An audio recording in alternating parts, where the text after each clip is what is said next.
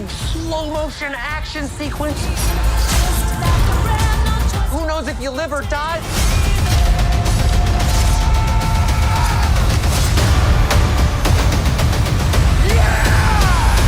I know you've been asked a lot about how this is such a different role for you, and it is, but I wondered if we could flip it and be like, what is a similarity? Was there a similarity with a previous project that you've had you could bring here? I love that. Well, it's always quite funny when a role is sort of very much labelled in a certain way, and this word villain, I guess, and I think it's quite hard to approach a character that way.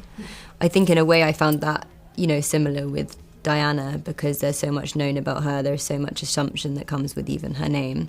And so for an actor, for me, I guess personally, I had to really find my hook into that to make it accessible for myself and cut through all the stuff that's out there. And I think I found that with Cassandra as well. And I think for me, what really did it was exploring her origin story and especially the relationship with her brother. And,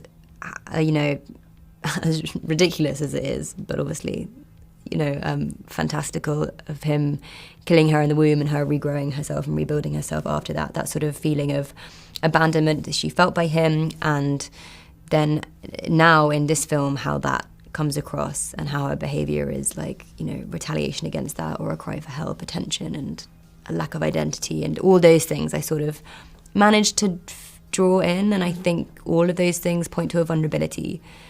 And I think I'm always really interested in all the characters I play of toying with this idea of vulnerability and strength. Yeah, and I was talking to my friend who's a big fan of Cassandra in the comics, Really? and is really excited to Yay. see how you deal with it in the movie. She's unpredictable. Like, one of her first acts is committing genocide. So is that what makes her kind of a perfect villain or a sort of villain for a Deadpool movie? Because that character's also unpredictable. I think so. It's that sort of thing, never knowing which way the wind's going to blow. And also her feeling like, her being convinced that she's not the villain. I think it's that thing of she's so convinced that she's the hero of her own storyline, so convinced in everything she's doing. But it's a lot of fun to toy on that edge of complete unpredictability. I can imagine. You've got Ryan, who is Deadpool. You can't imagine with anything else. No. But I feel for me, having grown up with Hugh Jackman as Wolverine, that's the kind of the defining comic book role almost. It's what started and the MCU and everything. So is there a particular piece of advice maybe that you got from Hugh about entering this world and how to deal with this world? I can't remember any advice per se, although he is just he's the nicest person in the world. And, he's been playing this role for so many years, and it really threw him into a spotlight he'd never had before. And I think we just had one of those conversations, no matter how much success you have or how many incredible roles you get or playing this thing that means so much to many people, you still are so riddled with insecurity and anxiety about being able to do a good job. Because I was so worried, I felt so much pressure going into it. Because obviously Marvel fans hold everyone to such a high standard because these characters are so beloved. So he may really put me at ease about that. It's so nice hearing everyone when they talk about Hugh, they're like, oh yeah, he's just really nice. It's what you want. It's what you want. That's what you want. This was filmed on real sets. You can tell it in the footage. So for you, looking back, is there a defining moment where suddenly it clicked and you're like, oh, I'm in a Deadpool movie? Definitely the first day I was on set. I mean, I didn't shoot against a single green screen. It was absolutely mind-blowing. Yeah. It really felt like we were in the world's greatest playground. I think, the scene you see in the trailer of meeting Cassandra for the first time, I mean, introducing your character to a film, if you get a proper introduction like that, like a Marvel introduction, it was so cool. And there was a ramp that went down to where the boys were, and I remember Shawn saying, on action, you'll just take a step and go down the ramp. And I was like, I don't know how I'm going to get down the ramp because it's vertical. And he said, well, no, it turns into steps. I was like, what? And this guy just clicked a button and the ramp went into steps, and it's all functional. And I was like, okay, now I've arrived. This is Marvel now. Yeah, then you have to get used to the fact you're going down to meet. I know, exactly. Easy. I know. Everyone could do this, it's fine. Yeah. Finally, just what are you hoping fans get from this movie? I mean, look, you will get everything you love about Deadpool, in absolute bucketfuls, because Ryan can't stop being Ryan and Deadpool can't stop being Deadpool, but also with the added element of Wolverine and their chemistry, which is undeniable, and their journey through this film is one of like it's a film about friendship, and I think that is the prevailing sense of the film that people will be left with. I think it's really moving, and I don't think people will be expecting that. And I hope it will also open it up to audiences who haven't yet connected with the Deadpool films for whatever reason, if they think it's just not for them or if it hasn't come across their path yet. I really do feel like, yeah, no matter what films you're into, friendship is a universal language. It's something we all connect with. And this is a film about connection. It might be a very specific compliment, but I love that there's a title sequence. No spoilers, but No, man, I love love movies it. with title sequences. It's boring now. You just see the title at the end of And the you credits. know what? Like, you need it. Deadpool 1, Deadpool 2, Yeah. those are iconic title sequences. So I came into this knowing, okay, the bar is super high. Yeah. But when Ryan and I first talked about this idea of, what if we start the movie there, on that shot? And what if Deadpool then does this with those? Yeah. We knew it would be bold, but we knew it would be a tone setter. Yeah. And it would tell the audience, as it hopefully did, yeah, it's still Deadpool, and yeah, this movie is built for audacious joy. Yeah, I feel one of the things when I was talking about my reaction to it is straight away, if there are any lingering doubts Right that on. it's in Disney and, it's going to be toned out, it's like, no. Good. Yeah, Seconds, that's why it was so seconds. important, right? Yeah. Like, you set a tone with the first 5 minutes of every movie, and maybe it was even more important on this because there were so many questions about, would the tone be sanitized? And the answer is an emphatic no. No, straight away. You were saying earlier how you were surprised there weren't any lines in terms of like mocking past Wolverine movies or Fox movies or anything like that. But I was wondering, on the flip side, does that make it more challenging? Because if you've got to create your own lines and you can do anything, you have to have self-control. Yeah, I mean, and Ryan and I share, we share a good capacity for self-control. So unspoken rules, like in Deadpool movies, only Deadpool is going to break the fourth wall. Which Ryan has always believed, but I would watch certain actors would come onto set day one, they would try a fourth wall break. And Ryan, in his sweet Canadian way, would be like, only Deadpool does that. And so there weren't many rules, but I think the way we maintained discipline was have some fun with the culture, have fun commenting on the genre, but at the end of the day, always get back to story. Always get back to this story about these two characters. I know obviously you've got established working relationships with both Ryan and Hugh before, but you're coming into this and they are their franchises, or like Hugh is his character and Ryan is Deadpool and nothing happens about it. So did that change the working relationship in some ways? Or I think it might have, were it not for the fact that from day one, Hugh made it clear to me he wanted to try and show shades and colors of Logan that he hasn't. So Hugh wanted me to push him into areas of performance that he hasn't. So he really gave me the freedom and the license to do that. With Ryan, with whom I co-wrote on this and produced, every time early on where I was like, look, buddy, it's your franchise, I deferred, he would go, no, don't do that. I wanted to do this with you because I want this to be another movie by us.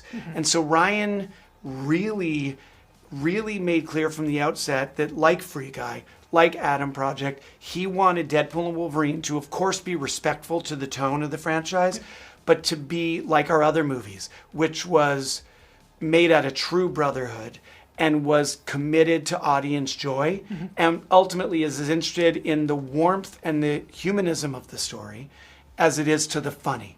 And though you've only seen 30 some odd minutes, what I think you'll see when you see the whole movie is that the movie has just such big heart. And I think that's one of the aspects that might surprise and subvert people's expectations the most. Yeah. When you've got such an iconic lead duo, who's facing against them must be challenging, not just for the actor, but also for you to find someone like that. So what was it about Emma Corrin that made them such the perfect fit for Cassandra? Because they've not done I think it's Emma's singularity. Cassandra Nova, who I came across in the comics, Cassandra's never been represented in any show or any movie, but her legacy is mythic. It's Charles Xavier's twin. And she's an Omega level mutant, which means her powers are immense. But we didn't want a villain that would be traditional. Her power is not based on brute force. She's not Thanos scale, but she is charmingly psychotic and unpredictably charismatic. Emma has this shapeshifter quality that we've seen as Princess Di that I then saw in Emma's performance in Orlando. And we just had a feeling early on that here was an actor who comes with no persona baggage, but comes with a sense of play and a courage to try things. And we really built this character, all of us together, by trying things. You don't know what Cassandra is going to do. And what's interesting and we explore in this movie is, whereas Deadpool is this blathering motor mouth who Cassandra finds occasionally amusing, Cassandra's a little bit captivated by the Wolverine because she senses in Wolverine this reservoir of pain that she herself understands. And Wolverine has this intimate connection with her brother, Charles.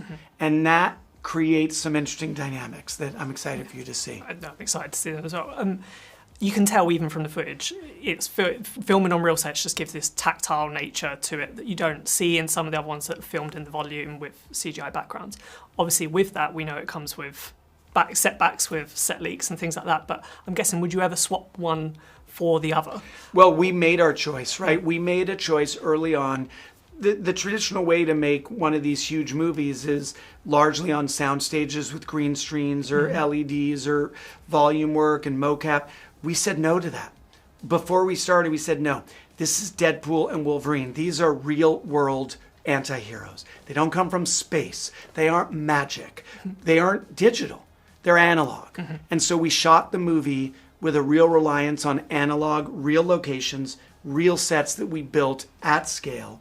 We knew images would leak, and we thought that the trade-off was worth it because what you get now is a movie that feels raw and authentic in the way I think fans want Deadpool and Wolverine. Well, it was definitely a risk that we were willing to take, right? And the Marvel security team, I can't speak highly enough. Every time we were going out on location, they knew which ones were the most riskiest, where likes would leakly occur, and ones that we could maybe control more than others. And I wouldn't have changed a thing. And certainly some of our biggest action sequences or biggest spoilers, in particular one we made sure to do on the back lot at Pinewood that we totally controlled. But unfortunately, there's just not enough space for us to do everything on the studio lot. And, you know, also if you need woods or the quarry where we shot that was leaked, etc., you know, you got to go out in the real world. Another thing that people seem more obsessed by nowadays than ever is runtimes of movies. And it feels like there's only been a little bit of a surprise that this is just a shade over 2 hours. Did you see the scene where we actually make fun of the obsession with runtimes? That was in because there. nothing's safe. It's like the little teaser. I'm kind of personally, my own personal opinion, astonished that a 3-hour movie has become an acceptable norm. I find it exhausting. It, for me, places the bar so high because, boy, you better have made a masterpiece if you're going to ask me to sit for 3 hours. Now, sometimes people do. Denis Villeneuve is capable of making those movies. Nolan is capable of making those movies. I think I'm pretty good at my job. Ryan's really good at his job.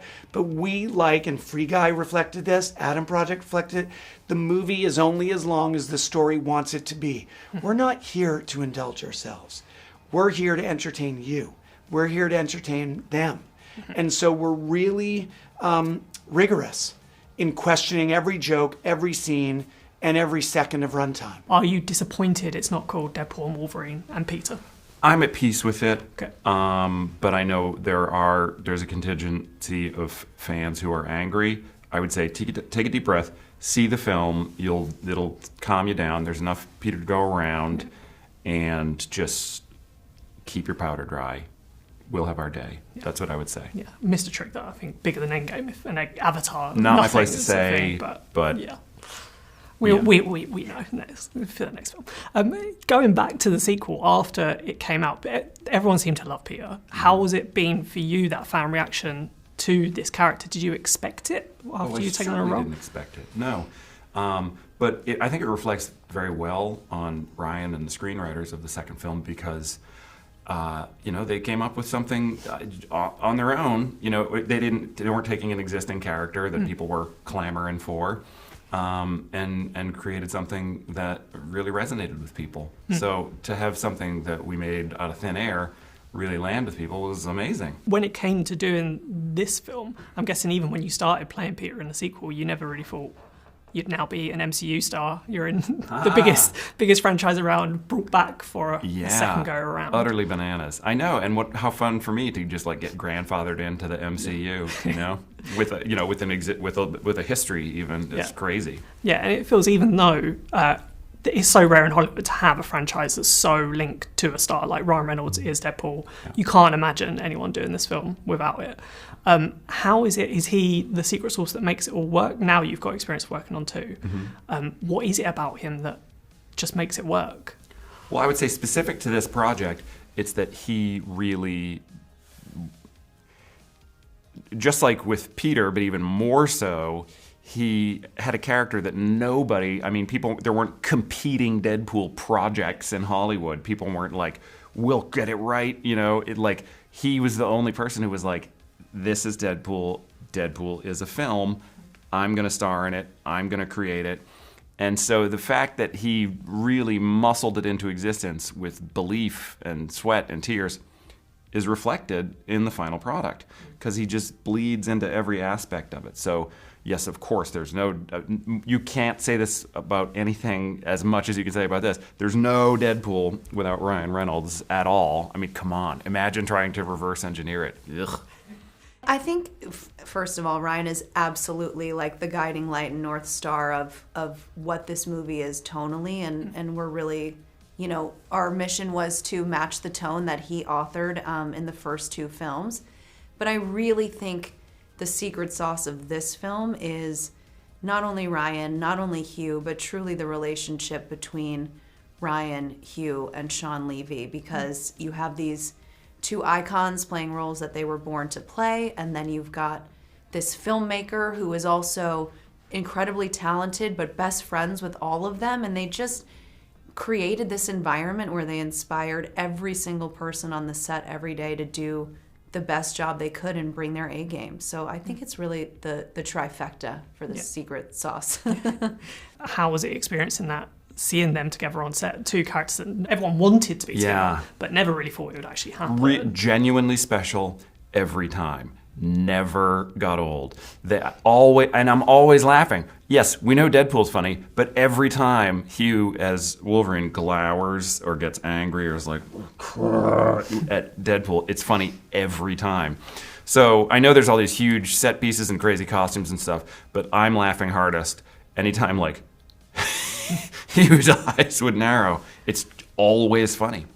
Yeah. Did it feel different as well this time around, being an MCU movie, or did Ryan and everybody else involved keep that same spirit that sequels made from? I haven't been coached on what to say here. It felt different. It felt bigger. Yeah, for sure. I mean, it still felt, controlled, and you felt Ryan's authorial voice moving through it, and it felt pure, but yeah, it felt bigger. Yeah. For you, on set, seeing Deadpool and Wolverine together for the first time, did you kind of have to control the fanboy side of it, as it were? It was so wild. Well, I was most starstruck when I met Hugh for the first time.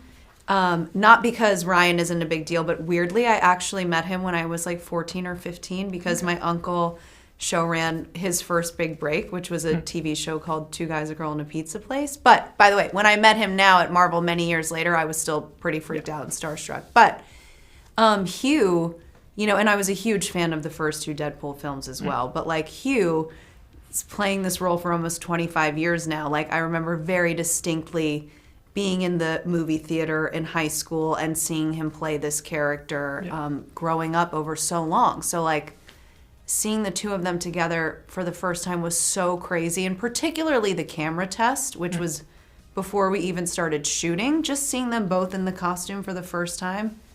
It was wild, and there were like grown men sobbing on set, so yeah.